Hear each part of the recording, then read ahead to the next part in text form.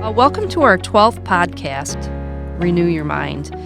Today we have with us Pastor Paul Grunenberg and Pastor Jordan Chambers and myself, Dana Hall, as the moderator. So our last podcast, we were talking about the First United Methodist Church's mission statement, and we talked about how the word mission is kind of lofty, and we broke it down to its goal, something we want to strive for. So the mission statement at the Methodist Church in Gaylord is to, number one, love God. We talked about that. And then number two, learning Christ's ways. And our third one is serving others. And what we want to focus on today is learning Christ's ways. So with that, I don't have any specific questions yet. Well, actually, I do have a question, is what is the best way to learn Christ's ways? And I will let you guys fight over who answers first. Well, and the easy answer is read the Bible. Mm-hmm. You know, Of course, that's going to be the obvious, and only because that's the best source you can get for anything Jesus has ever said or done. Mm-hmm. So if you want to learn what Jesus has said and done, you got to read the book, you know. But I think there's another way that's less obvious for Christians, and that is using the Holy Spirit. Follow the leading of Jesus Christ in your life.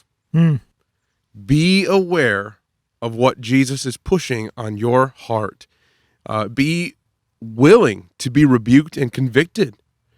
And at the same time, be willing to adapt and to change if you need to learn and to imitate Jesus Christ in your life. I think, that reading the Bible, again, is the obvious answer.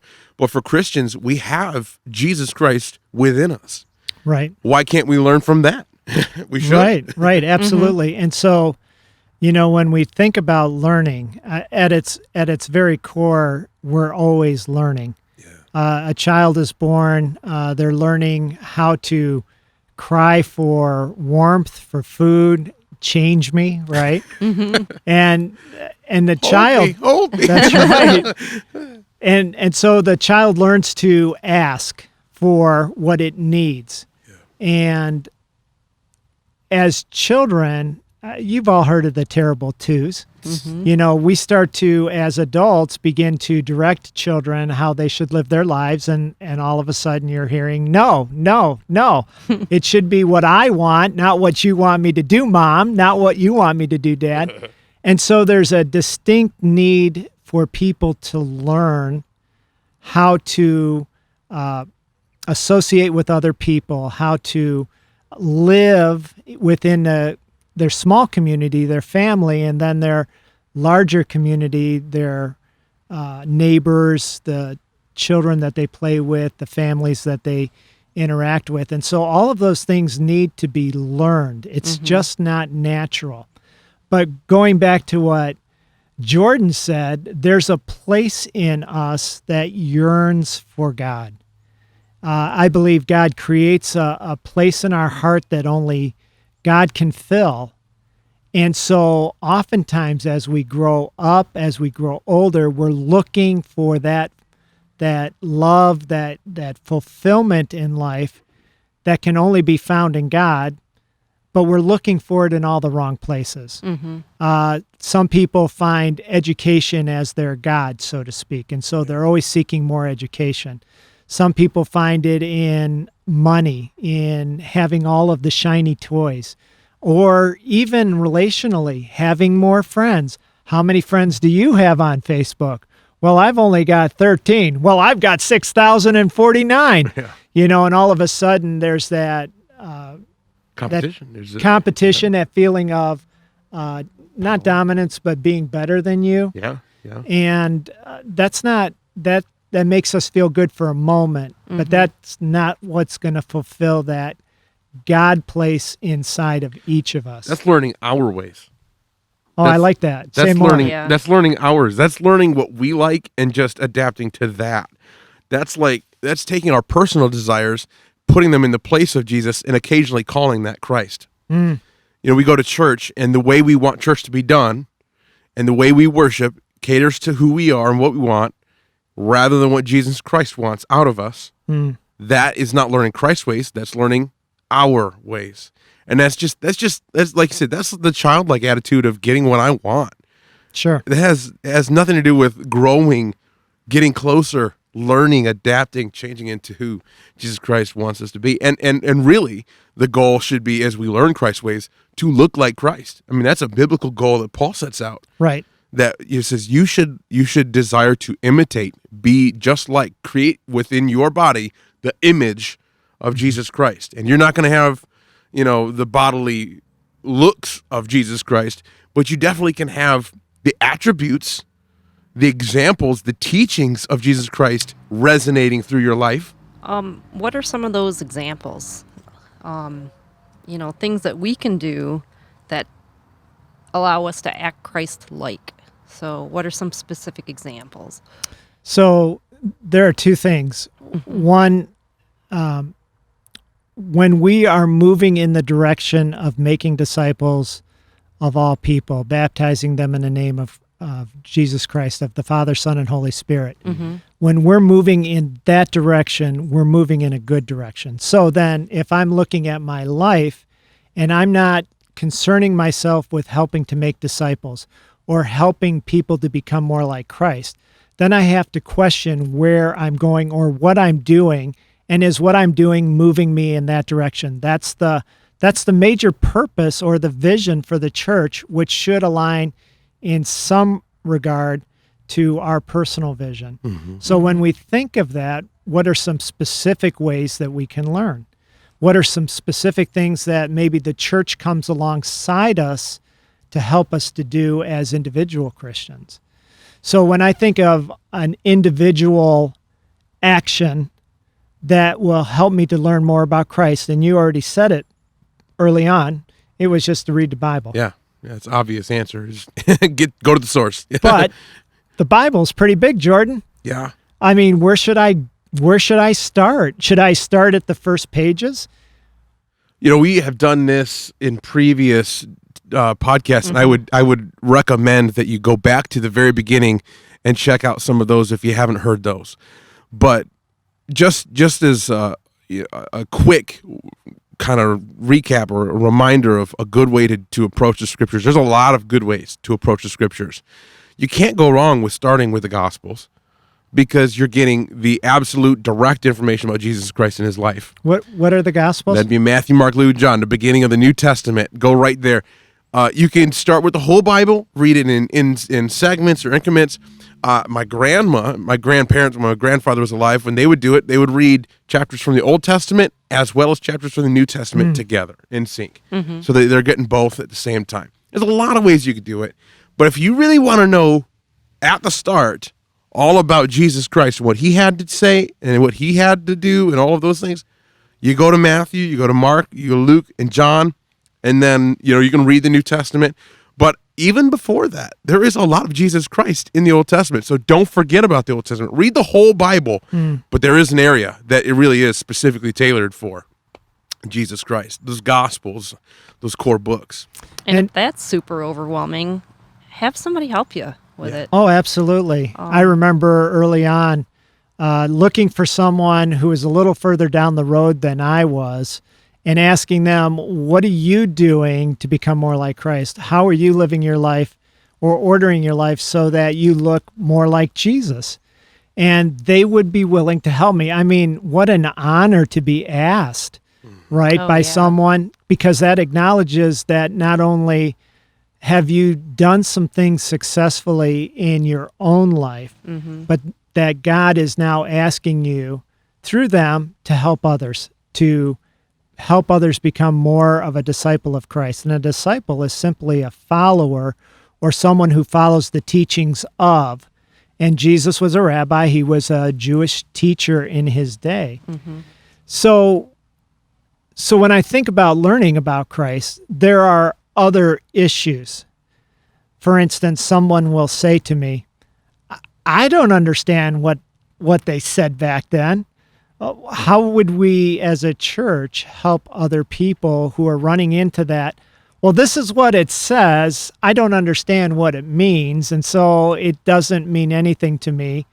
What do we as a church need to do? Well, I mean, there's a couple of things you can do. an indirect way to answer that is to point people toward experts, sources, and commentaries.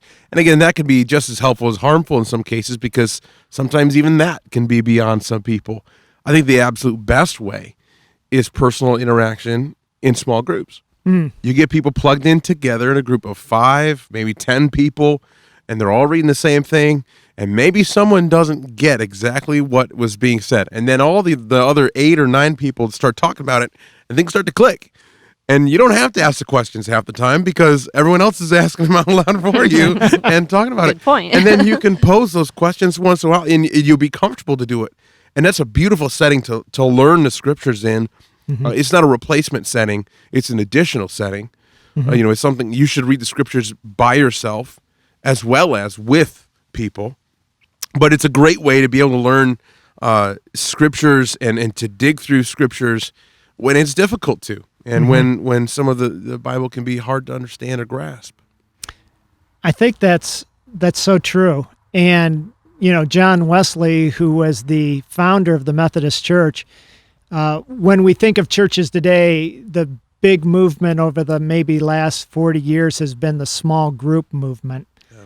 But really, John Wesley came up with the small group. He himself and a few others in Oxford had a group, and they were nicknamed the Holy Club because they were intentionally seeking after Christ. They were learning about Christ, and in that small group, they were growing. And so when Wesley began spreading the word, when he got to a place where he was preaching open air, he would form small groups of people, and they were called class meetings. And the class meeting, the only requirement for a class meeting was the fear of the wrath of God. If you feared the wrath of God, now remember, this is back in the 1760s, 1750s. Yep. If you feared the wrath of God, you were included in that club. That suggested that you were seeking God. And in that meeting, you would learn more about Christ. You would learn more about what God has done through Christ to draw us to himself. And then after that class meeting, there would be people who would be going on or wanting to become more holy, and they were in band meetings. Not the, trumpet and tuba and stuff, but a band meeting. So small groups started with John Wesley. He called them the little church in the big church, and really encouraged that. And when I think about those first meetings, one of the things that they did, not only did they help others, as Jordan was saying, for people to ask questions, and maybe you feel like yours is just a dumb question, and frankly, friends, there are no dumb questions when it comes to Christ. But when you are in a meeting like that, there's also accountability. Sure. I use the analogy of becoming a fisherman the other day, and the idea being that I started fishing and I had a great experience and I learned some things, and I recognized that I needed to begin studying, I needed to begin practicing, and I needed to have a commitment toward fishing to become better in it. And the problem was I had nobody come alongside of me to help me. I did learn a couple of things on my own, but there was no one to push me, to encourage me. And that's an aspect of small groups too, is that we need somebody to say, hey, you coming to small group tonight, or to growth group, or whatever the life group is, whatever you want to word it.